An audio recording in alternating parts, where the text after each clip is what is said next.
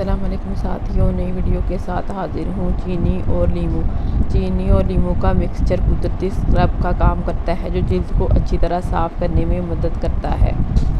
ایک لیموں اور 1 چمچ چینی لیں، ان اجزاء کو مکس کریں، پھر اسے چہرے پر لگائیں اور اس وقت تک رگڑیں جب تک جلد اس پیسٹ کو جذب نہ کر لے۔ رگڑنے کے بعد چہرے کو اچھی طرح دھو لیں اور آہستہ آہستہ چہرے کو صاف تولیے سے صاف کریں۔ اس کے بعد جلد کا ایک اچھا موئسچرائزر ضرور لگائیں۔ دہی اور شہد کا یہ مکسچر خشک جلد کے لیے بہترین کام کرتا ہے۔ شہد کو 15 سے 17 منٹ تک چہرے پر لگانا بہتر ہے۔ اس میں دہی کا اضافہ جلد کو صاف کرنے میں مددگار ثابت ہوتا ہے۔ وٹامن سی کے لیے اس مکسچر میں لیموں بھی شامل کرنا ایک اچھا آپشن ہو سکتا ہے۔ وٹامن سی جلد کے لیے بہت اچھا ہے، اس سے جلد کو چمکدار بناتا ہے۔ خشک جلد کا بروقت علاج نہ کیا جائے تو بہت خطرناک ہو سکتی ہے، لیکن کسی فرد کی جلد حساس ہو سکتی ہے، اس لیے بہتر ہے کہ کوئی بھی ٹوٹکا آزمانے سے پہلے خشک جلد کے علاج کے لیے جلد کے ماہر سے ضرور ملیں۔ گلاب کا پانی عرق گلاب جلد کو بہت صحت بخشتا ہے اور فریش رکھنے میں مددگار ثابت ہوتا ہے۔ اگر گلاب کے پانی کو تھوڑے سے دودھ میں ملایا جائے تو یہ چہرے کے رنگ کو صاف کرنے کے لیے ایک بہترین موئسچرائزر بن جاتا ہے۔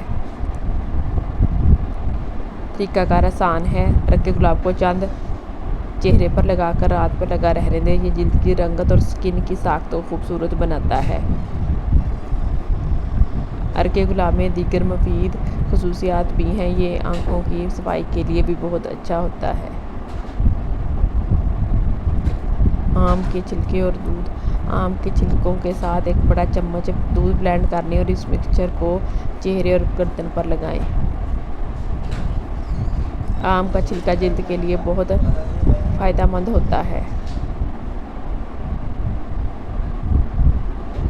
دودھ جلد کو صاف کرنے کے لیے اہم غذائی اجزاء فراہم کرنے میں بھی مدد کرتا ہے۔ یہ مکسچر تیل والی جلد کے علاج کے لیے بھی بہت اچھا ہے، لیکن اگر کسی شخص کو کسی بھی اجزاء سے الرجی ہے تو ڈاکٹر کے مشورے سے استعمال کریں۔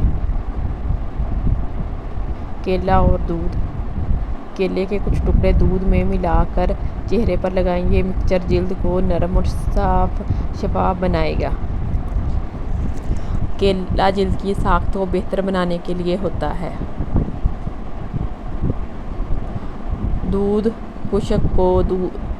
خشکی کو دور کرنے کے لیے اور جلد کی سفید رنگت کو حاصل کرنے کے لیے بہت اہم ہوتا ہے۔ چینل پہ نئے ہیں تو چینل کو کر لیں سبسکرائب، لائک، شیئر۔ اللہ حافظ۔